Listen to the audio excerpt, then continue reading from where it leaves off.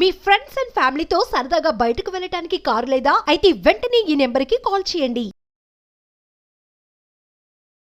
నమస్తే, welcome to Suman TV. ప్రస్తుతం మనతో పాటు ఉన్నారు business and financial analyst Nandi Rameshwar Rao గారు. నమస్తే సార్. నమస్తే సార్, మనం చాలా వీడియోస్ చేసాం. ట్రంప్ రేపు ప్రమాణ స్వీకారం చేపట్టాక ఇమ్మీడియట్లీ సైన్ పెట్టేది ఇల్లీగల్ ఇమిగ్రెంట్స్. సో కొరడా విసురుతాడు అని చెప్పి చాలా వీడియోలో కూడా మీరు చెప్పారు. మరి ఒక్కసారి మనం ఈరోజు మళ్ళీ మన భారతీయులకి ఈ ఇమిగ్రెంట్ కష్టాలు అనేవి ఎలా ఉంటాయి, రేపు పొద్దున ఇదే కనుక జరిగితే వచ్చే సమస్యలు ఏంటి, వాటి గురించి ఒక్కసారి మాట్లాడుకుందాం. అది ఎంత మాట్లాడినా తరగని సబ్జెక్ట్ అది. ట్రంప్ రాకముందే అలజడి క్రియేట్ చేశాడు. ఏదో పాట ఉంది అలజడి అని. ఇప్పుడు అలజడి స్టార్ట్ అయిపోయింది. వచ్చిన తర్వాత అలజడి 2 times 3 times 4 times multi fold అయిపోతుంది.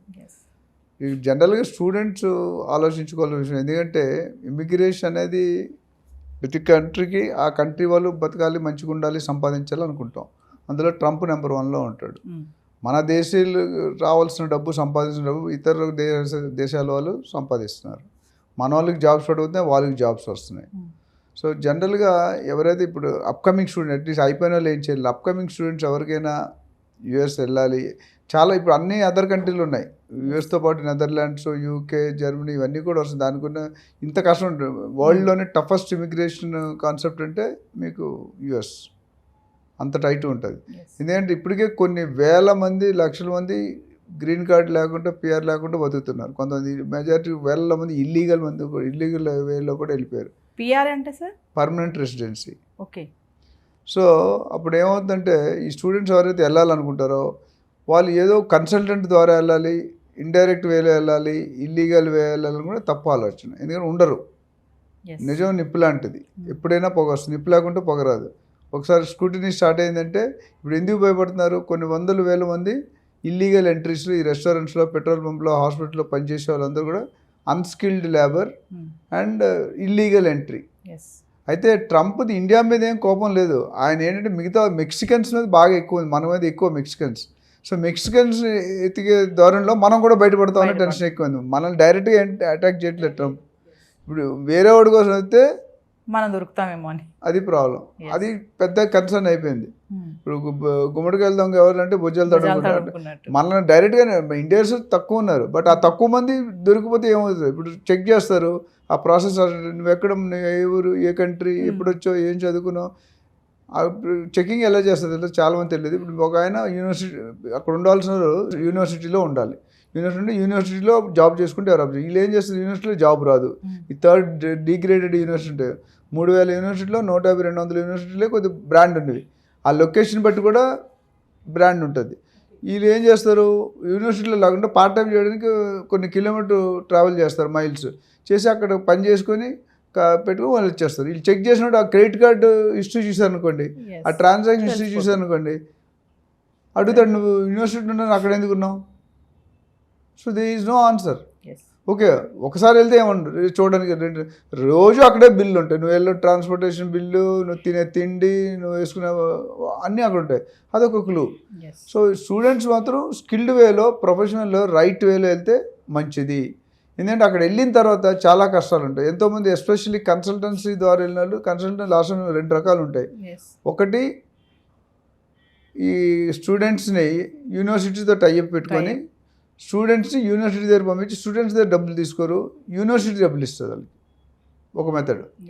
రెండో కన్సల్టెంట్ ఏంటంటే వాళ్ళు స్టూడెంట్స్ దగ్గర డబ్బులు తీసుకుంటారు, యూనివర్సిటీ దగ్గర డబ్బులు తీసుకోరు. అప్పుడు ఏమవుతుంది, they will recommend for quality universities.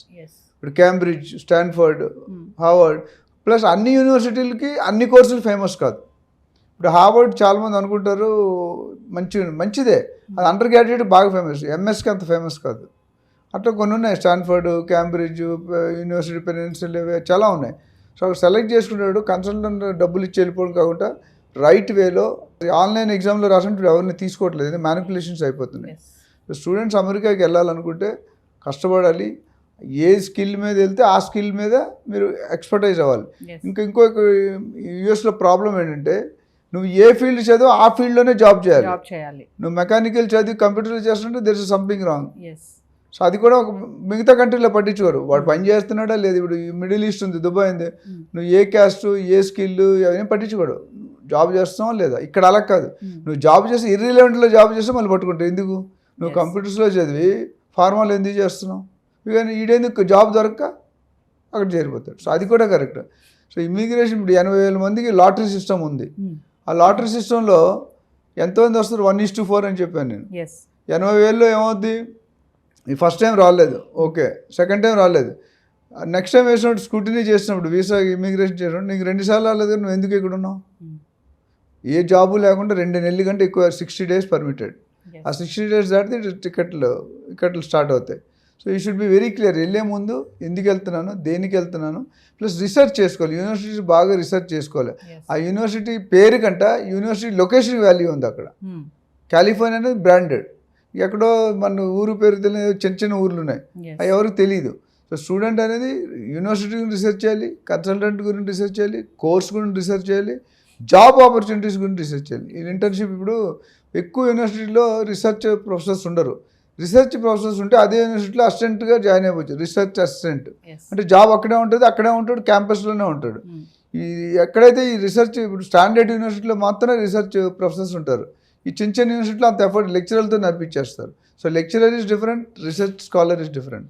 So research ఉంటే నా కింద అసిస్టెంట్ పెట్టుకుని 4 ట్రైన్ చేసి 4 PhDలు ఇస్తాం వాడికి. సో అప్పుడు మన కిందే పనిచేస్తుంటే మన యూనివర్సిటీలో ఉంటాడు, మనం ఉన్న ప్లేస్ ఉంటుంది, అప్పుడు ఎటువంటి బాధ లేదు. అమెరికా వాళ్ళు ఎప్పుడు ఇబ్బంది పడతారంటే నువ్వు ఒక ఖాళీగా ఉండి ఇల్లీగల్గా వచ్చినట్టు ఖాళీగా ఉంటావు. ఎందుకంటే జాబ్స్ కూడా ప్రతి 4 ఒకటికే వస్తుంది. అంటే మిగతా 3 మొత్తం 3,20,000 మంది ఉన్నారు. మరి 80,000 తీసి మిగతా వాళ్ళు ఏమవుతున్నారు, ఎక్కడున్నారు, ఏ వేలో ఉన్నారు, ఇల్లీగల్ ఉన్నారా లీగల్ ఎవరికి తెలియదు కదా. ఇప్పుడు నాకు తెలిసి చాలామంది మిత్రులు బిజినెస్లు చేస్తున్నారు హోటల్, అక్కడ ఉన్న అసిస్టెంట్ అందరూ ఇల్లీగలే, వాళ్ళే చెప్తున్నారు ఇల్లీగల్. నెలకి $1,500 $2,000 ఇస్తారు, తిండి ఇచ్చేస్తారు, రూమ్ ఇస్తారు. సో $2,000 ఏంటంటే 1.6 lakhs. అమెరికాలో నథింగ్, ఇక్కడ ఇండియాలోనే వచ్చేస్తుంది. సో బట్ జాబులు లేక ఇప్పుడు బయటకి అక్కడ వెళ్ళి జాబ్ పోయింది అనుకోండి, ఇంట్లో చెప్పట్లేదు జాబ్ పోయిందని, చెప్తే ఇంట్లో వాళ్ళు భరించరు, పెళ్ళి అవ్వదు, కొంతమంది పెళ్ళిళ్ళు కూడా ఆగిపోతున్నాయి. అక్కడ కొంతమంది కేసులు ఉన్నాయి, పెళ్ళిళ్ళు ఎందుకు చేసుకుంటే ఇప్పుడు నన్ను ఇల్లు ఏంచి అమెరికాలో ఉంది, పేరెంట్స్ ఏంచి ఇండియాలో ఉన్నారు. ఇప్పుడు ఆ ఇండియా అమ్మాయిని చేసుకున్నాను, ఇటు ఇక్కడ తీసేస్తే మళ్ళీ ఇండియాకి వెళ్ళిపోవాలిగా, అది ఒక ప్రాబ్లం. కొంతమంది పిల్లలు కూడా కనట్లేదు, కంటే మళ్ళీ మమ్మల్ని తీసేస్తే పంపించేస్తే రిటర్న్ పంపిస్తే. సో ఇవి చాలా ఛాలెంజ్ చేస్తున్నాయి. ఇది మాట్లాడుకుంటే చాలా పెద్ద సబ్జెక్టు. ట్రంప్ ఏంటంటే ఈ వాంట్ టు రెగ్యులరైజ్. ఇంకోటి సార్, ఇప్పుడు ఇదంతా ఓకే, ఒకవేళ మనం ఇండియా నుంచి యూఎస్ఏ కానీ యూఎస్ఏ నుంచి ఇండియా కానీ మనీ పంపాలంటే కూడా చాలా ప్రాబ్లమ్స్ ఉంటాయంట కదా సార్. యూఎస్ నుండి ఇండియా పంపడానికి ప్రాబ్లం లేదు, ఇండియా నుండి యూఎస్ పంపడానికి ప్రాబ్లం, వన్ వే. ఎందుకంటే వాళ్ళు ప్రూఫ్స్ చూపించాలి కదా, అక్కడ ట్యాక్స్ ఫ్రీ సాలరీస్ ఎక్కువ ఉంటాయి, చాలా ఎగ్జామ్షన్స్ ఉంటాయి, మనకి డిఫరెంట్. సో అందుకని బయట వాళ్ళకి అందరికీ ఉంది, మనకు స్పెసిఫిక్గా ఇండియా నుండి పంపించాలంటే లాస్ట్ 100 అక్కడికి వెళ్ళి యూఎస్ఏ నుండి ఇండియా పంపించడం ఈజీ, ఎందుకంటే వాళ్ళకి అంతా వైటే ఉంటుంది, మళ్ళీ మిగతా ఫార్మ్స్ ఉండవు. అండ్ యూఎస్ఏ నుండి ఇండియాకి రావాలంటే చాలామంది ఆలోచిస్తున్నారు, 2 సంవత్సరాలు అయిపోయిన తర్వాత వచ్చేసారు, ఓపీటీ అయిపోయిన తర్వాత, పోనీ ఇంకో 1 year 6 months అయిపోయింది, దాని తర్వాత ఉండడానికి లేదు. ఎందుకంటే ఎక్కడ స్కూటీలో అయినా వాళ్ళు డౌట్ వస్తే అడుగుతారు. యూఎస్ వీసాలో ఏమడుగుతారు, ఇమిగ్రేషన్కి వెళ్ళినప్పుడు వీసా ఉంటుంది కదా మనకి, ఇంటర్వ్యూ కూడా ఉంటుంది. వీసా ఇంటర్వ్యూలో ఏమడుగుతారంటే వాడిని కంగిస్తారు, అంటే టెంప్ట్ చేస్తారు. నువ్వు ఇక్కడ ఇల్లీగల్ ఉన్నావు కదా, నువ్వు హోటల్లో ఆడికి తెలియదు అసలు ఈ పని చేస్తున్నాడు, ఈ చెప్పడు. వాడు ఏమంటే వీసా ఆఫీసరు నువ్వు పలానా పెట్రోల్ పంపులో చేస్తున్నావు కదా, ఎలా చేస్తావు అంటాడు. ఇటు చేయడు, వాడు భయానికి ఒకసారి ఓకే అన్నాడు అనుకో, వాడితోనే సంతకం పెట్టేస్తాడు, వీడు ఒప్పుకున్నాడని పంపించేస్తాడు. చాలా భయం పెట్టి చెప్పిస్తాడు. అంటే నిజమైతేనే నువ్వు చెప్పలేరు, ఒక అబద్ధం అనుకోండి మీరు చెప్పలేరు. అంటే sir visa system always depends on job అంటే ఏం చెప్తారు? అంతే, ఎవరైనా మనకి స్పాన్సర్ చేసే వాళ్ళు ఉంటే అమెరికా విల్ బీ హ్యాపీ. అంటే అక్కడ ఉన్న కంపెనీ కానీ హోటల్ కానీ ఏం చెప్పాలంటే వీడి అవసరం మాకు ఉంది, వీడు లేకపోతే మా పని ఆగదు, మా బిజినెస్ ఆగిపోతుంది, బిజినెస్ అవ్వదు అని 101 reasons ఇచ్చి చెప్పాలి. ఆ స్పాన్సర్షిప్ ఉంటే దే కెన్ స్టే. ఇప్పుడు చాలా మంది 10-20 సంవత్సరాలు ఉన్న వాళ్ళు బట్టి కూడా జాబులు పోతున్నాయి, వాళ్ళు కూడా టెన్షన్లో ఉన్నారు. అంటే ఇలా ఇల్లీగల్ గా ఇమిగ్రెంట్స్ ఎవరైతే ఉన్నారో ఫ్రీక్వెంట్ గా ట్రిప్స్ కూడా వేయలేరా సార్? వేయలేరు. ఎందుకు వేయలేరు అంటే వెళ్తే ప్రతిసారి చెకింగ్ అవుతుంది.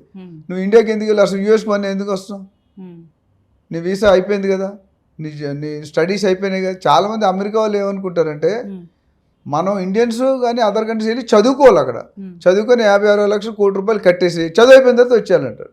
అది వాళ్ళ రూల్.